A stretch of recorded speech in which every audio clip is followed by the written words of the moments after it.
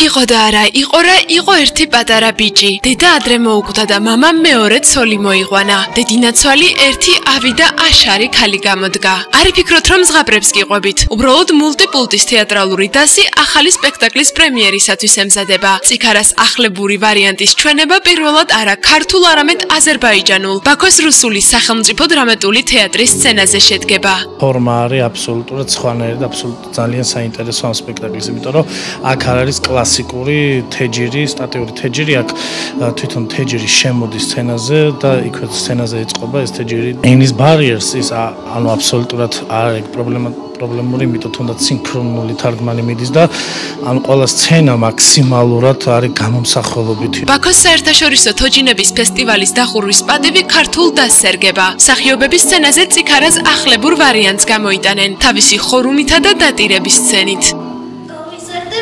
სოფელში და მყავს საყვარელი ხარი, წიქარა.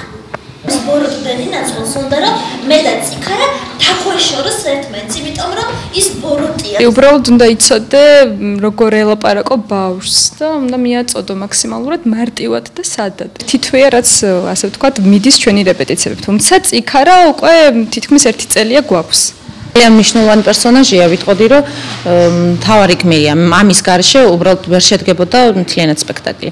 არის ძალიან საყვარელი, მაგრამ მარტოსული გმირი. იმდენად მარტოსულია, რომ ბოროტობაში გადასდის ცხოვრების არსი. რომ დაინახავს, რომ მეგობრობა კარგი რამეა და როცა უყვართ და გიყვარს, თლად გადასარევი როა, აი რაღაც გახდება კეთილი და Music Box-ის გადამღები ჯგუფი დასს გაგანია რეპეტიციის დროს შეეჭრა. მათ თითქმის ყველაფერი მზად ჰქონდათ. ისინი აზერბაიჯანში ამავე საღამოს გაემგზავრნენ.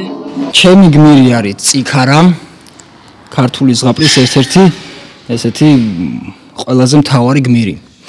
რითი მოიგებს ბავშვების გულს იმით, რომ არის კეთილი, არის ძალიან მეგობრული, რაც აუცილებლად სჭირდებათ ბავშვებს. ყველაფერი რაც მის თავს გადახდენია თუ გადახდება დაკავშირებულია მეგობრობასთან. ფესტივალის დახურვის პატივი სწორედ მათ ერგებათ. საქართველოს კი 7 ნოემბერს დაუბრუნდებიან. მულტიპულტის თეატრალური დასი ქართული პრემიერისათვის მზადებას ჩამოსვლის დღიდან დაიწყებს. ასე რომ ბავშვებს სულ მალე ქართული მძაფრ სიუჟეტიანი ზღაპრის ხილვა თოჯინურ სცენაზეც შეეძლებათ.